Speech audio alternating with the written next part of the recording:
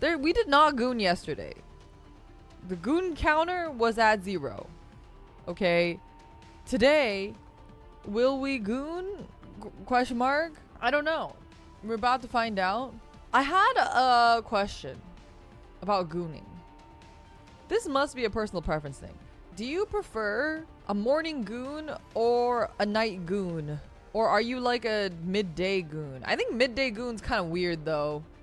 If you have a normal work schedule, like where are you gooning? Like, are you like a first thing in the morning? It's up anyway. You're up. It's up. You know. What did I want? I was just curious. I feel like top of the goonancy. Exactly. What are you asking this? No, I'm just curious about preference. All of the above. All right, you're a real gooner. That's so real. A true gooner, if you will. I was just curious. I think a lot of my friends are nighttime goon, like before bed gooners. But I think that's just generally everybody. But you know, I've realized that if I goon before I sleep, I sleep really well, but I have a really hard time waking up. I mean, I have a hard time waking up regardless. So anything that makes it even harder for me to wake up is like not good. So I actually, like, for a while, I cold turkey cut gooning. This is a weird way to talk about this, but I cold turkey cut it because I was like, I think it's actually like affecting my sleep. I can't sleep very well. And sometimes like I'm like in a certain mood for a very certain type of media that I need to consume in order to goon.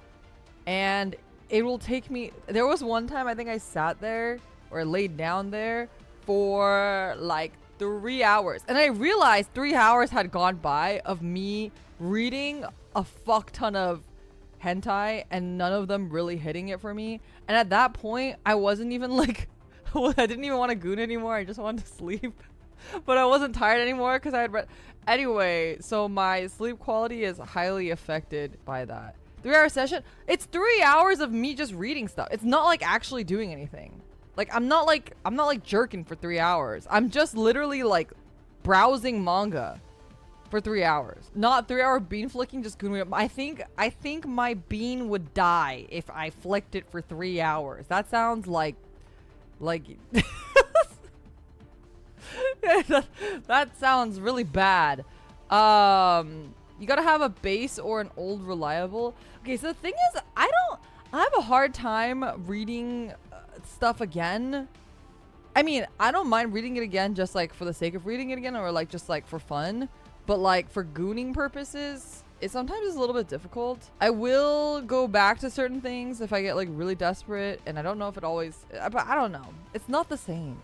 It's not the same. I just pray every day that certain artists will make new material. That's why I had all those tabs. Anyway, we're talking about gooning because I feel like all these gooner games, we gotta have the healthy conversations, right? We gotta just talk about, we gotta normalize. We talked about this before. Normalize gooning and talking about gooning. It's not weird. It's not like, we shouldn't be shaming it. We shouldn't be like hiding it. I think we should just normalize it and talk about it like any other thing that we're doing, right? Girls Frontline is generally not a gooner game. Okay, I've been lied to. It's not a gooner game. I thought it was a gooner game. It's not a gooner game at all. Then never mind. We're not gonna talk about gooning. We've been baited. We have been baited. What the fuck?